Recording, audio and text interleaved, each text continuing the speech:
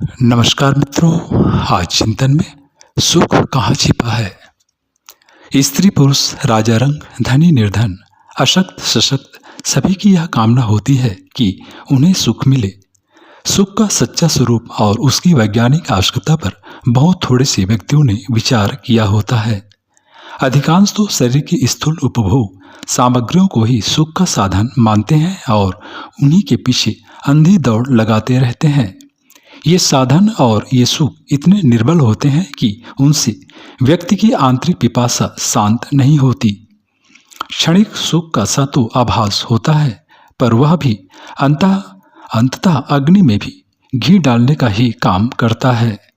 इससे सुख प्राप्ति की कामना प्रबल होती है और इनसे इनके प्रति राग या आसक्ति बनी रहती है। यह भाव सुख न रहकर दुख बन जाता है, क्योंकि शारीरिक सुख अधोगामी होते हैं। इनसे शक्तियों का पतन होता है और वह अशक्तता की दुख का कारण होती है। इसलिए इंद्रियों की बाह्य लिप्सा को सुख नहीं मानते। धन दौलत जिसे सुख का साधन मानते हैं, वह भी सुख कहाँ दे पाता है। ऐसा रहा होता तो हेनरी फोर्ड, रॉकफेलर आदि प्रमुख धनपति महासुखी रहे होते। धन के कारण उत्पन्न होने वाले भय, आलस, भोग आदि से मनुष्य का हृदय हर घड़ी कांपता रहता है। धनिकों को थोड़ा घाटा लगा कि हार्ट फेल हुआ। यह बात बताती है कि धन का साहसी भावनाओं से पूर्णतया संबंध विच्छेद है। अतः भयदायक परिस्थितियों में रहकर विपुल धन संपत्ति का स्वामी होकर भी मनुष्य सुखी रह सकेगा, इसमें संदेह ही है। शारीरिक दृष्टि से बहुत छोटा या बलवान होने में भी स्थिरता नहीं है। संसार की अन्य वस्तुओं की तरह शरीर में भी परिवर्तन होता रहता है। आज की स्वस्थ अवस्था सदैव इसी तरह बनी रहेगी, इसकी कहीं निश्चिंतता नहीं है। एक बात यह भी है कि शरीर की दृष्टि से सुखी संपन्न व्यक्ति भी कई बार अहंकार प्रदर्शन और दूसरों पर अपनी धाक जमाने की भावना से कुत्सित और निस्सिंस कर्म करने लगते हैं।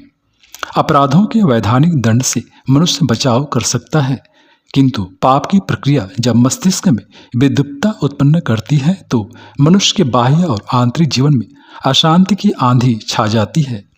ऐसे व्यक्तियों का अंत सदैव ही बड़ा निर्मम, निर्दय और भयानक हुआ है। तब फिर क्या सौंदर्य को सुख मान लें? अपने पास भरा पूरा परिवार है, उससे क्या सुख मिलता है? बहुत पढ़ लिख लिया है, इससे क्या सुखी हैं? सोचते चले जाइए। एक एक परिस्थिति पर पूर्णतः विचार कर लीजिए। बाह्य साधन सुख नहीं दे सकते। सौंदर्य का आकर्षण मनुष्य को पतित बना देता है, फिर वह सदैव साथ रहने वाला भी तो नहीं है। परिवार में संख्या तो अधिक है, किंतु बेटे बाप में नहीं बनती। बच्चों की शादी की समस्या सताती है। बेटे दुष्ट और दुर्गुणी हो, स्त्रियां फुहड़ हो तो नारकीय यंत्रणाएं देखने के लिए दूर हो जाने की आवश्यकता न होगी। तथाकथित अर्थकारी विद्या भी मनुष्य को संतुष्ट नहीं कर सकी। आज शिक्षा का प्रसार हुआ है, पर उसी अनुपात में बेकारी भी बढ़ी है। दिखावट, बनावट, फैशन परस्ती, फजूल खर्ची आदि बुराइयां आज अधिकांश पढ़े लोगों में ही दिखाई देती हैं। फलस्वरूप वे अशिक्षितों से भी अधिक दुखी रहते देखे जाते हैं। ऐसी दशा में शिक्षा को भी सुख का मूल कैसे मान लें? मनुष्य का निर्माण जिस ढांचे में हुआ है, वह सच्चाई और ईमानदारी का खाका है। आंतरिक सद्गति जिसे सुख कहते हैं, वह मनुष्य की भावनाओं का परिष्कार मात्र है। अन्यथा इस विश्व में न तो कुछ सुख है और न दुख। आत्मा स्वभावतः उदात्तांत और विशाल है। उसे इस विशालता तथा समष्टिगत भावना में ही आनंद आता है। स्वार्थ की संकीर्ण प्रवृत्ति और बाह्य भोगों की आसक्ति से उसकी स्वाभाविक पवित्रता पर लांछन आता है। ऐसी अवस्था में उसकी सुखी रहना असंभव ही है। दुर्भावनाओं से उसे तृप्ति नहीं होती। दुष्कर्मों से दुख मिलता है, अशांति रहती है। इसलिए सुखी जीवन का प्रमुख आधार यह है कि हमारा जीवन पवित्र बने और हम सबके हित में अपना हित समझें। मनुष्य जब इस स्वाभाविक आकांक्षा पर पर्दा डालने का प्रयत्न करता है, छल, कपट, द्वेष और दुर्भावनाओं से अपनी आंतरिक सत्ता पर आघात पहुंचाता है, तो आत्मा छटपटाती है, दुखी और बेचैन होती है।